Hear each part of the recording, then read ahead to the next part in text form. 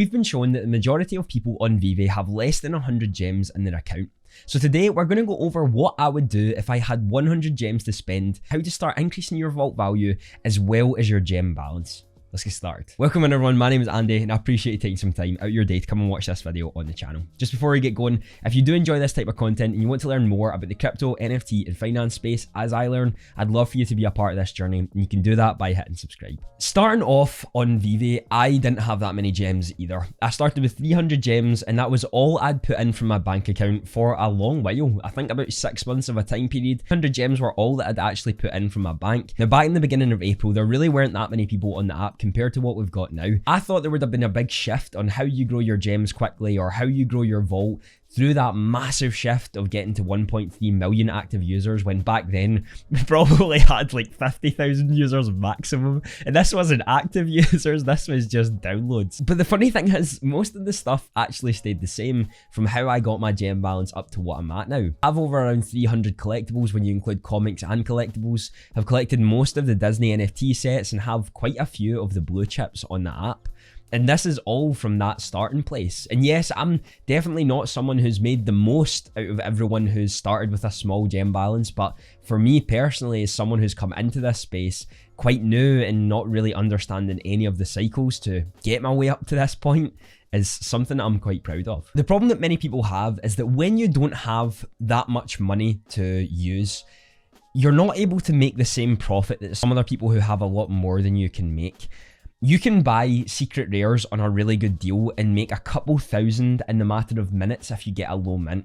But when it comes to something like a normal collectible, if we're saying something like maybe a Mermicorno or a Marvel Mighties, you're most likely going to be making 2-3 gems in the beginning. And that can be quite disheartening for some people, making them not really want to trade more because they're not making the big money. I'm sorry to break it to you, you have to put dedication into doing this if you genuinely want to grow it from not starting out with much. And when we're starting with 100 gems, you're going to have to do this very strategically. And we're going to lay out how you can actually utilize this to the best of your advantage. First one we're going to talk about today is to make sure you have at least 50 gems in your account at all times, as close to that as you can possibly get it. And this is specifically for the drop system. As I've mentioned, we've got 1.3 million plus active users on Veve now, so there's a lot more going for the drops, meaning your chances of getting them are a lot lower than probably mine were when I started back in April.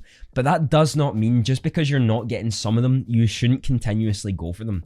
We're still seeing a fair bit of profit for most of the drops that we're getting right now, except for the ones that are unlikely to do that. Like Valdo's case, it was always going to go under retail price. For those of you who are new, you may have not have known that, and you may have not have actually understood why. Time and time again, we've been shown this through the market data and what's actually happened in the past that led us to this. And because there's so many massive drops like Coca-Cola and now Disney Steamboat coming, that was inevitably going to happen. Most drops, even the comics, are profitable at the moment, even if it's not by that much.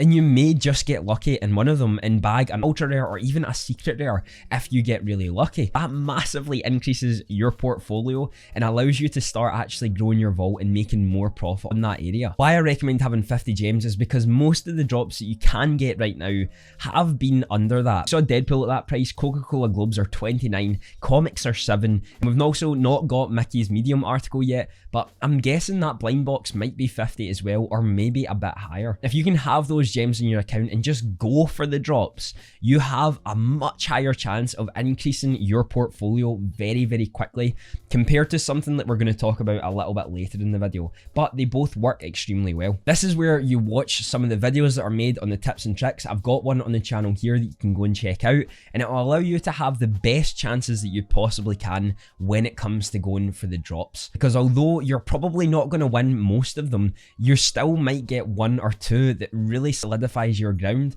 and allows you just to get more that you actually want. Having those gems in your account allows you to make that decision to go for each drop and sell on afterwards in order to start growing what you're trying to build. If you don't have those gems and you're always spending them, then you're never going going to have the opportunity to double, triple, even 10x your money in one single drop by just getting a little bit lucky with the drop system. The next one we're going to talk about is trading through bidding. Now, this was the method I used for around 3 months straight to get my balance up to what it is today. Most people don't spend that much time on the auctions, and if you go on your phone and you see the auctions and what they are, see you can bid on items, see what the prices are at, and use that to your advantage. I done this for so long, and I probably spent way too much time on the Veve app, I'm not gonna lie to you. This was the best way I made the most profit, because most people don't actually check this out, as well as some of the lower mints going for great prices. I was actually able to get a season 1 black and white Joe for 390 gems at a 313 mint, back when his actual price was sitting at around 313 gems. So I paid about 80 gems more for a 313 mint when floor price was at that. This was all through bidding, and there's some techniques that I'm going to tell you about today in order to get a little bit better at it and to actually grow your gem balance. The problem is that if you're starting with 100 gems and you're trying to keep 50 for the drops, then you've only got 50 to mess around with. And this is where I recommend maybe mass bidding on comics. Just have things that have a lower barrier to entry. Things like the Cryptkins or the Marvel Mighties are good for this. The Cryptkins are even better because they have less tax. Something doesn't have like the Marvel tax or the Disney tax. This is going to be so much more beneficial for your profit, and I'd probably always recommend going for the things that have 2.5% tax fees rather than the 8.5%, as that can really cut into your profits, especially when you're only making a little bit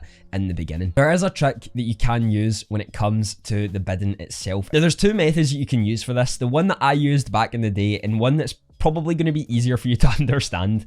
The first one is as soon as it hits a minute to go, it says less than a minute on the bidding page. That is when you start a timer for 1 minute and 30 seconds. The majority of the drops actually finish within that 1 minute and 30. What you're looking to do is get up the screen, turn up your brightness, click on the item that you want to bid on, and you scroll all the way up so that you can see the price of the collectible and also the area where you can choose to bid. Once that timer gets to around like the 125 mark, that is when you put your bid that you want to put into the bidding area. When this happens, your bid will go through and people need to react quickly in order to get that. And sometimes you can snipe those deals and get them as the auction ends and you've just put your bid in so no one else has a chance. The other method I used to use was a little bit more difficult, but what I'd found from doing all my testing was that when it said a few seconds left on the bid, you had around 40 to 43 seconds for the bidding to actually stop and end. So I tried to time it from around like the 37 to 39 second mark and won quite a lot of them doing that way. But you can use both ways, and I'm not sure if they've changed it as I've not actually done bidding for quite a while now, but it's definitely worth testing and seeing how to do it. Bidding is one of the best ways where you can spend a lot of your gems mass bidding rather than actually spending your gems, because when you mass bid on something, it doesn't actually take your gems away unless you win the auction. So you can bid on tons of comics if you really want, not actually have to give away your gems even when you don't win it, which is great because that means only if you win, that's when they take your gems away, meaning you can bid on tons of things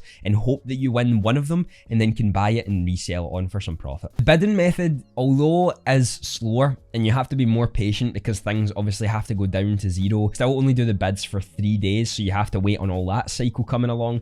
There's a lot more people on the platform now, so there's probably more bids coming along. I used to have to wait for like 40 minutes at a time just for one thing that I really wanted to bid on coming through, but that was the thing I had to do in order to grow my gem balance. I didn't have a lot of gems to work with. Make a couple of 100 gems in one trade, I had to make 2 and 3 gems consistently. And if you're someone who comes from the FIFA trading days, you'll know that that's so important in the beginning, and it doesn't matter because profit's profit, and you're making it and you're building up your gem balance, and it allows you to get to a point where you're making 10 gems a trade, and then you're making 50 gems a trade, and then you're making 100 gems a trade.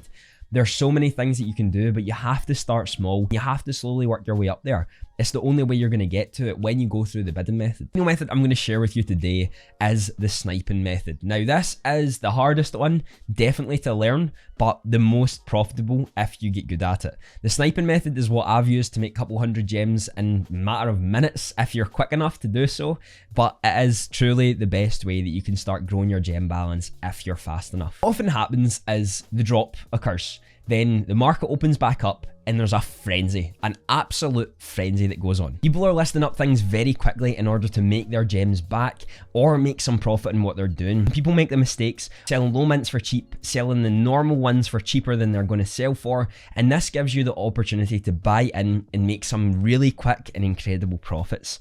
Now this does take longer to master and it takes longer to get a grip of, and you're most likely going to lose the majority of the time, but some of those snipes that you can make you a couple hundred gems just like that, and it's one of the best feelings ever in order to snipe something. So what's the best method to actually use when doing this? Well, what I found is right away, as soon as the market opens, this is not the best time to snipe anything. The general foundation of the floor hasn't been set yet, so there's a lot of people who are then getting into the drops, selling them off and putting them up on the market, and this can lead to you holding the bag if you happen to buy as soon as the market opens. Wait for that general foundation to actually underlie itself, and there's quite a few listed at a regular price, because then you can start to see what people are willing to buy and sell at. If it hits a sort of low wall, you'll see that most people are buying at that floor and are willing to keep it above that.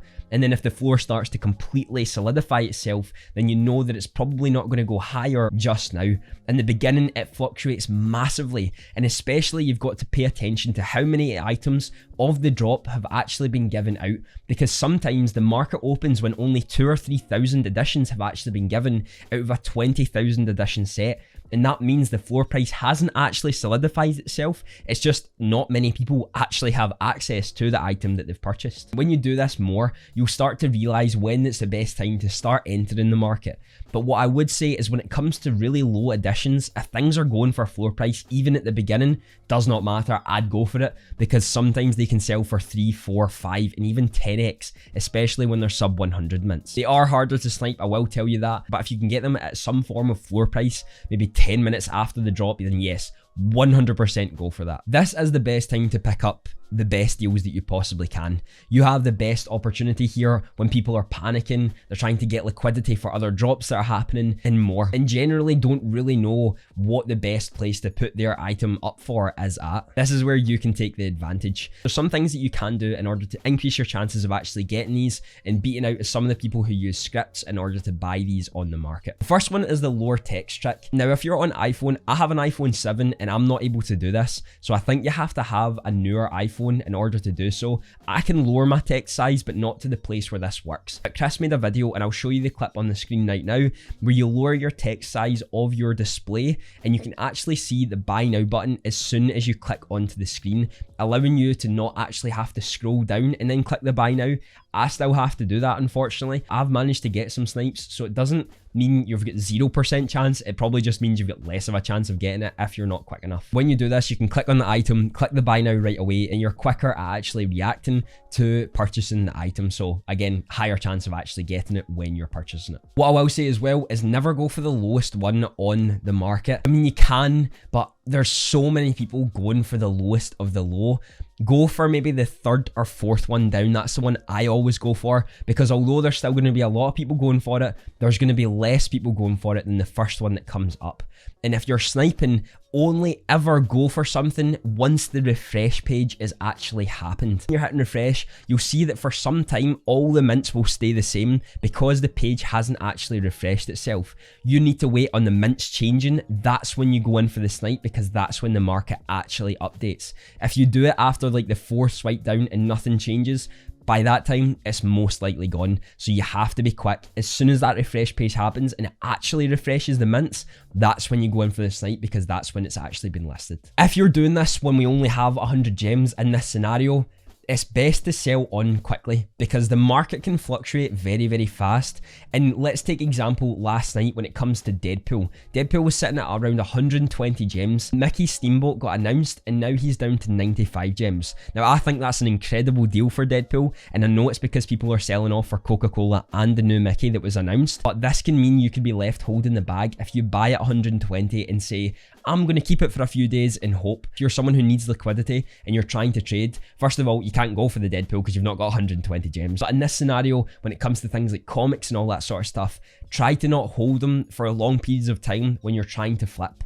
You're looking to make the quick buck so that you can then make better trades and more profit onto that. That's how you're going to do it in the beginning. That's how you're going to make more profit. The other thing you can do if you're really trying to make a lot of profit, but again, is quite hard to do, is you set the additions from low to high. This way you see the lowest mints, and sometimes you can actually snipe these up at just above floor price. And if you can do that, you're making a lot of money very quickly. This has been the way that I've truly made the most money when it comes to the sniping aspect of it, because then you can sell off for a lot more. But again, it's going to take time, it's going to take practice, but it will be one of the best methods you'll learn when it comes to all of this. I've given you 3 methods here on what you should do when you start with 100 gems and you're trying to work your way up. Now, there are of course probably some other methods that you could use, but these are the ones that I've been using as of recently to really push myself forward when it comes to my vault and building my collectibles to the place that I want to get it at. But what would be your best advice? Do you think what I've said will actually help you, or would you add something to it? I'd love for you to let me know down in the comments. Another video on the screen right now will be something you'll love to watch. Have a fantastic day.